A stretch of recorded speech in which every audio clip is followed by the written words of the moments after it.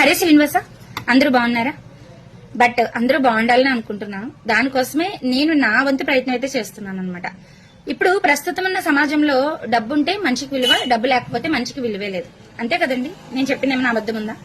డబ్బుంటే మనిషిని చాలా అంటే చాలా వాల్యూస్ తో చూస్తుంటారు. డబ్బు లేకపోతే అమ్మో బాబాయ్ ఫోన్ చేస్తున్నాడు ఏమైనా అడుగుతాడేమో మనల్ని అని భయంతుంటారు.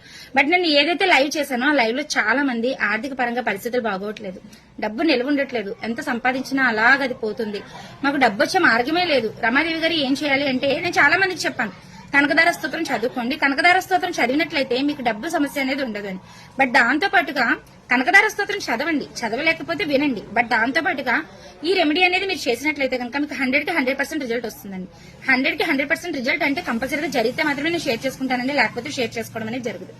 నాకు ఒక 1 year బ్యాక్ మా రిలేషన్ ఒకరు కాల్ చేసి, మాకు పరిస్థితి బాగాలేదు అంటే మీన్స్ వాళ్ళ కోట్లు ఆస్తుంది కానీ పరిస్థితి బాగాలేదు, మనశ్శాంతి లేదు, వ్యాపారం తగ్గుతుంది, ఇలా చూస్తే మా వారు డల్ అయిపోతున్నారు, ఏమైనా చెప్పవారమ్మా అని అడిగితే, నాన్న ఏంటండి కోట్లు ఆస్తుంది కదా, ఏంటి ఇలా అడుగుతున్నారంటే, కోట్లు ఆస్తుంటే కాదు, ఫస్ట్ ఆఫ్ ఆల్ మనశ్శాంతి కావాలి. ఎప్పుడు జరిగే బిజినెస్ ఒకేసారి డల్ అయిపోతే ఎలా ఉంటుంది రమ్మా, చెప్పమ్మా, నాకు ఆయన చూస్తుంటే దిగాలుగా ఉంది, నువ్వు ఏదైనా చెప్పండి. మరి నేనేం చెప్పగలను, నువ్వు చెప్తావో చెప్పండి. అయితే ఓకే మీరు అడిగారు కదా నేను చెప్తానని చెప్పేసి ఒక నాకు తెలిసిన మాటని చెప్పాను. చెప్పగానే తనతో చెప్పాను అనమాట, ఎక్కువ రోజులు ఏం చేయొద్దు, మీకు ప్రాబ్లమ్స్ అనేవి క్లియర్ అయితే ఆపేయండి అని చెప్పాను.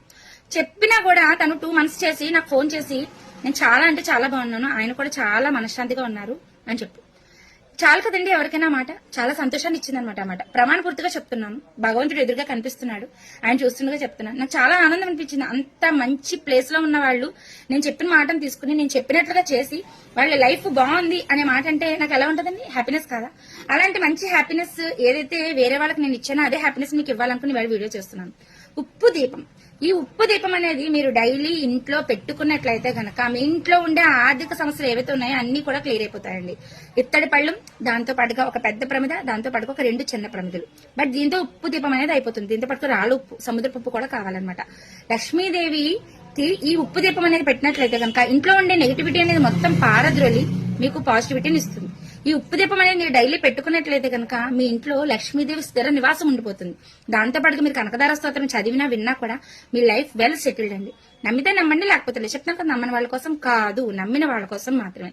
ఈ ఉప్పు దీపం ఏంటి, ఎలా చేయాలనేది నేను నెక్స్ట్ వీడియోలో క్లారిటీగా. అయితే మీరు చేయవలసింది ఏంటి అంటే, ఓం నమో లక్ష్మీదేవియే నమః అని ఒక్క కామెంట్ చేయండి.